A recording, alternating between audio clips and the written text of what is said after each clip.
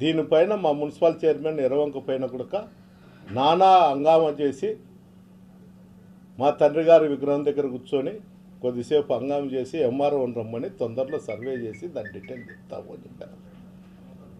ఆయన ఏమంటాడంటే వైఎస్ఆర్సీపీ వాళ్ళకి కూడా అక్కడ ఇండ్లుండాయి అని.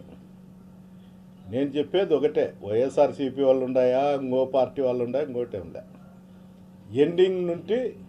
బిగినింగ్ నుండి ఎండింగ్ వరకు ఎంత కొలతలుంటే ఎర్రవంకను అంతవరకు చేసి సర్వే చేసి దాని వంకను ప్రక్షాళన చేయాలి. వర్షం నీళ్ళు నిలబడి కాలనీలలో పారుతుంటే ఇబ్బందికరమైన పరిస్థితి.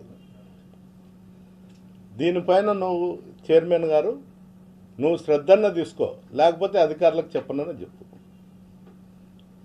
ఇది ఒకటి.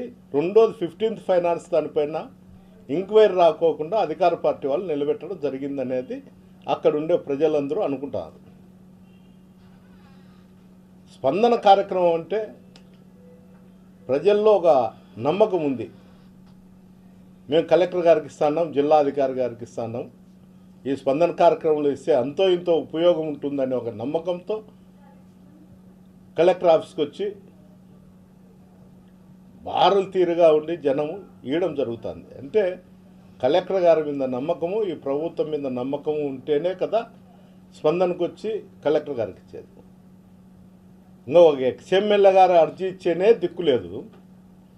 సామాన్యుల అర్జీ పైన ఏముంటుందనేది నా ప్రశ్న.